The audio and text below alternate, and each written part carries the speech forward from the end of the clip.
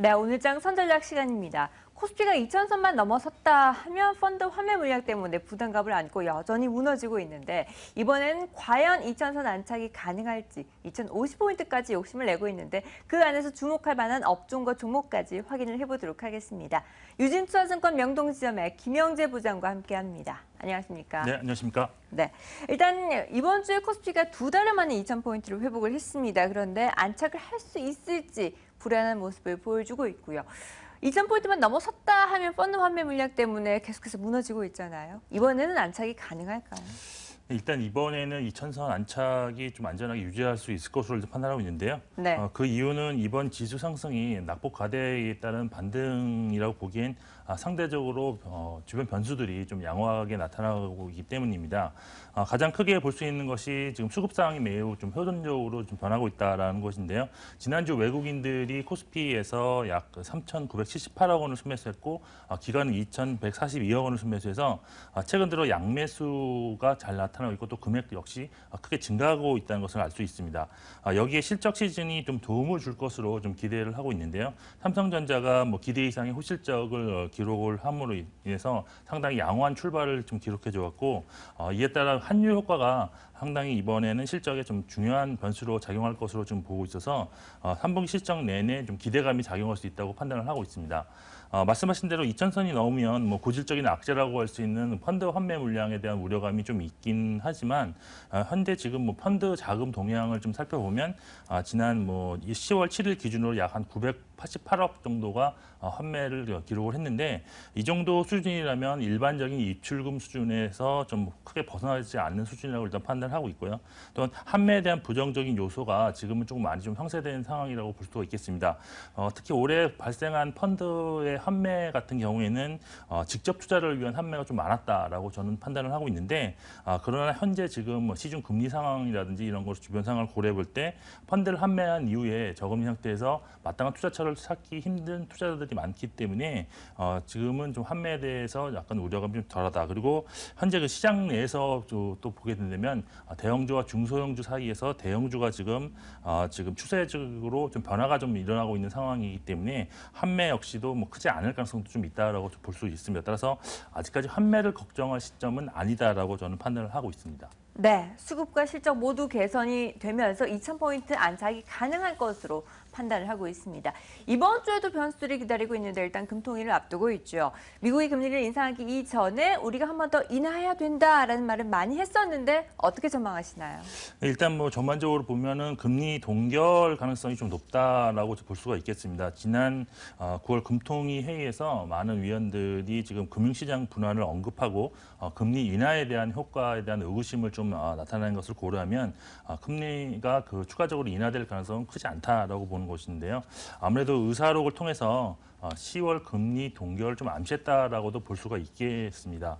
그리고 여기에 지금 지속적으로 증가하고 있는 가계부채에 대한 우려감 역시도 있는 상황에서 추가적인 금리 인하에는 좀 소극적일 가능성이 있다라고 보고 있고요. 그리고 또한 미국 금리 인상을 앞두고 있는 시기이기 때문에 또한 선제적 대응이 좀 어렵지 않을까라는 점도 금리 인하 가능성을 좀 작게 만드는 요인을 할 수 있습니다. 그렇지만 금리 동결 이유들 역시도 뭐 다른 시각에서 보면 뭐 추가 인하 가능성도 뭐 아직은 남아 있다고 볼 수도 있는데 지난 9월 금통위가 열렸던 시기가 미국의 FOMC에서 금리 인상을 할 수 있는 가장 좀 뭐 그런 시기였기 때문에 금리 동결을 좀 암시했을 가능성도 있다라고 볼 수 있고 그리고 최근에 보면은 글로벌하게 노르웨이라든지 대만, 인도 등이 9월 FOMC 이후에 추가적으로 금리 인하를 좀 많이 했습니다. 그리고 지금 우리나라도 그 저물가가 지속하고 있기 때문에 금리 인하에 대해서 뭐 긍정적인 요소로서 작용할 수 있습니다. 따라서 추가 금리 인하에 대한 기대감은 완전히 사라지지는 않을 것으로 저는 좀 판단을 하고 있습니다. 네, 인하도 동결도 가능성은 다 열어두고 있지만 어쨌든 이번에는 동결이 우세한 것으로 점치고 있습니다. 자, 그리고 시장에서는 또 기업들의 실적에 포커스가 맞춰지고 있는데 삼성전자가 어닝 서프라이즈를 기록한 이후로 대형주들 중심으로 매기가 쏠리면서 관심이 더 많이 집중이 되고 있습니다. 특히나 대형주, 그 안에서도 전차 군단들 기대해봐도 될까요? 근데 일단 뭐 실제 뭐 현장에서 느끼는 시장 상황은 주도권을 뭐 대형주가 확실히 가져갔다라고 보기보다는 대형주가 이제는 좀 무작정 빠지기보다는 추세를 좀 갖추면서 상승하는 날이 많아지고 있다라는 점이 좀 특징이라고 보고 있는데 그렇지만 뭐 매매를 자주 하시는 개인 투자자들 입장에서는 아직까지도 중소형주 비중이 좀 높은 것이 뭐 현재 상황이다라고 보시면 될 것 같습니다. 근데 제가 볼 때는 현재 그 대형주의 그 포트에서의 그런 비율은 좀 높이시는 것이 맞다고 보고 있는데 일단 수급상 코스피의 수급 상황이 상대적으로 좀 좋게 나타나고 있고요. 또한 지수 탄력성도 코스피 지수의 탄력성이 훨씬 더 지금 좋게 좀 나타나고 날이 많기 때문에 여기 또한 실적 시즌에 대한 기대감도 역시 중소형주보다는 대형주가 더 유리하게 나타날 가능성이 있다라고 보고 있습니다.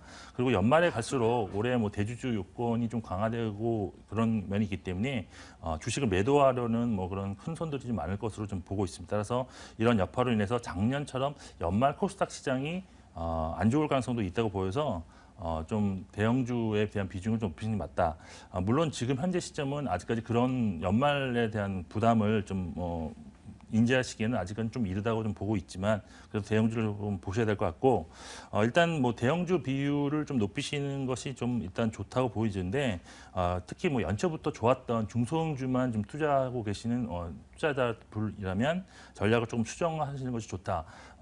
대형주는 뭐 큰 수익률을 뭐 기대하기는 좀 다고 보이지만 그렇지만 안정적인 수익을 좀 내기에는 대형주가 좀 낫다라고 볼 수가 있기 때문에 비중을 좀 확대하실 필요가 있다고 보여지고요. 그리고 전차군단에 대해서 말씀하셨는데 일단 저는 뭐 투자 의견은 일단 우호적입니다. 그렇지만 크게 간다기보다는 뭐 트레이딩 정도 그 정도 수준으로 일단은 판단을 하시는 게 좋을 것 같다라고 보이는데 그 이유는 대형주가 지금 실적이 상당히 좀 좋게 나타나고 있지만 이 원인이 비용 절감과 환율 효과에 따른 것이고 실질적으로 수요 증가에 따라서 지금 실적이 지금 뭐 크게 좋아진 것이 아니기 때문입니다. 따라서 추가적인 상승에는 분명히 한계가 있다라고 저는 보고 있고요. 마냥 상승하기보다는 추세를 이용한 좀 박스권 전략으로 좀 대응하는 것이 전략적으로 좀 유리할 것으로 좀 보고 있습니다. 네, 대형주, 특히나 또 전차군단에 대한 기대감 가져볼만 하다라고 언급을 해주셨는데요. 어닝 시즌 영향권 그 속에서 가장 주목할 만한 업종은 어떤 게 있을까요? 네, 일단 그 절대적으로 실적이 좀 호전되는 업종보다는 추정치가 좀 상향 조정되고 있는 업종에 좀 주목하실 필요가 있다고 보이는데 네. 증권사별로 지금 추정치가 뭐 다르게 업종마다 조금 다릅니다. 하지만 그럼에도 불구하고 최근 2주간 건설업이라든지 디스플레이, 그 반도체, 의류, 자동차 부품 업종이 이익 추정치가 지금 상향 조정되고 있어서 이들 업종에 속한 종목들은 주가 흐름이 지금 나쁘게 나타나고 있지 않다고 좀 보고 있습니다. 반면 실적 하향 조정이 나타나고 있는 업종도 분명히 있는데요. 은행이라든지 증권, 조선업이 상당히 좀 실적이 좀 조정치가 좀 하향 조정되고 있다라고 볼 수 있는데 그럼에도 불구하고 낙폭이 좀 가대한 종목들이 이들 업종군에서 분명히 있습니다. 따라서 실적 하향 조정에도 불구하고 지수 상승에 동참하는 종목들이 많이 지금 나타나고 있으니까 실적이 좀 하향 조정되고 있을지라도 큰 지수 흐름을 보면서 좀 대응하실 필요가 있다고 보시는데 지금 3분기 실적의 키워드는 뭐 아시다시피 삼성전자에서도 또 나타났지만 환율이라는 키워드가 나타나고 있습니다. 그래서 환율 상승으로 인해서 대형 그 수출주가 수출 증가가 나타날 가능성이 상당히 높다라고 볼 수 있어서 따라서 이번 실적 시즌에는 수출 관련 대형주 그리고 IT, 자동차 업종이 실제 실적이 어떻게 나오는지에 관해서 좀 관찰해 보실 필요가 있다고 저는 판단을 하고 있습니다. 네, 환율 상승의 수혜를 제대로 누린 종목들 중심으로 다시 한 번 더 체크를 해보시기 바랍니다. 자, 그리고 이와 반대로 또 증권주에 대해서도 투자 매기가 쏠리고 있는데 배당에 대한 매력이 좀 나오고 있죠. 네, 그렇습니다. 지금 사실 그 증권업종 같은 경우는 이익 수준이 3분기에 때는 약간 좀 감익될 것으로 지금 예상이 되고 있는데 네. 특히나 그 일평균 거래 대금이 많이 감소했기 때문에 증권사 순이익이 지난 그 전분기인 2분기 대비해서 약 46.7% 정도 감소됐을 것으로 좀 추정되고 있습니다.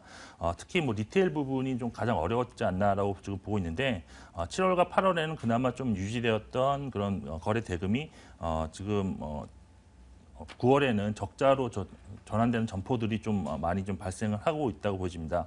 그렇지만 지금 현재 그 9월에 어려웠던 상황을 지나서 10월에는 지금 리테일 부분이 조금씩 회복 추세가 좀 나타나고 있다고 저는 보고 있는데요. 따라서 이익에 대해서 저점은 9월로서 좀 통과했을 가능성이 좀 있다고 좀 보고 있습니다. 그리고 최근 증권주를 바라보는 시각 중에 가장 또 키워드가 저 배당이라고 볼 수가 있겠는데 또한 일단 거래 대금이 증가하는 추이를 보고 증권주를 투자하는 것도 맞지만 배당에 대한 관심도 지속적으로 나타나고 있다고 봅니다면 이런 배당을 많이 주는 종목에 대해서도 관심을 가질 필요가 있다. 특히 메리츠증권이라든지 대우증권, 그다음에 NH투자증권이 3%대 이상의 배당에 좀 투자 매력이 있다라고 좀 파악되고 있습니다. 전반적으로 증권 업종의 이런 실적에 대한 우려감은 주가에 많이 반영되었다는 것이 저의 그 판단이고요. 전략적으로 볼 때는 바이앤홀드 전략이 좀 유효하지 않을까라고 판단을 하고 있습니다. 네, 저점을 빠르게 통과하면서 회복세를 보여주고 있는 증권주. 그 안에서도 대우증권과 메리츠정금증권, NH투자증권을 배당 관련 종목으로 꼽아주셨습니다. 자, 그리고 황금 연휴가 끝나고 오늘부터 또 본격적으로 다시 우리 증시도 시작이 될 텐데 어떤 부분에 포커스를 맞춰야 될지 그 안에서 주목해볼 만한 종목도 있을까요? 네, 일단 뭐 지난 그 연휴 전에 그 목요일에도 나타났지만 시장은 상당히 좀 우호적인 방향으로 좀 전개되고 있고 그 지난 연휴 동안에도 글로벌 증시가 크게 뭐 변동성이 없고 오히려 상승했기 때문에 우호적인 시장 분위기가 지속적으로 나타날 것으로 이번 주는 전망을 할 수 있겠습니다. 그리고 실적 시즌이 좀 지속되고 있기 때문에 이번 주에도 수출 관련 대형주에 대한 관심이 좀 지속적으로 나타날 것으로 보이고 있고 또한 중소형주 역시도 지난 목요일 날 재료를 보유한 개별 종목에 대한 강세가 나타났기 때문에 이러한 강세가 또 이번 주에 지속되는지도 한번 주목해 보실 필요가 있다고 보여집니다. 관심 종목으로는 이지바이오를 좀 들고 나왔는데요. 일단 이지바이오 같은 경우는 주 사업인 사료 부분에서의 그 원료를 좀 수입하는 그런 기업이기 때문에 환율 하락 시에 환율 피해주로 좀 분류되면서 3분기에 주가 하락이 좀 크게 나타나는 점이 주가적인 특징입니다. 최근 환율이 다시 상승하고 있고 또한 2016년으로 예정되어 있는 자회사인 옵티팜 상장에 대한 기대감이 좀 조금씩 나타나고 있습니다. 주가 차트상으로도 보면 최근 거래량을 수반해서 주가 상승이 나타난 날이 며칠째 좀 나타나고 있는데 단기적으로는 뭐 주목을 해도 좀 괜찮은 종목이 아닐까라고 보고 있습니다. 가격 전략을 본다면 뭐 시초가에 뭐 매수를 해서 한 10% 정도 목표가를 좀 주시는 것이 좋다고 보여지고 5% 정도 손절가로 대응하시면서 매매를 하신다면 나쁘지 않은 종목이 될 것으로 판단하고 있습니다. 네, 알겠습니다. 이번 주도 시장 분위기 나쁘지 않을 것으로 보고 있습니다. 관심 종목 이지바이오도 챙겨보시기 바랍니다. 지금까지 유진투자증권 명동지점의 김영재 부장과 함께했습니다. 말씀 감사합니다.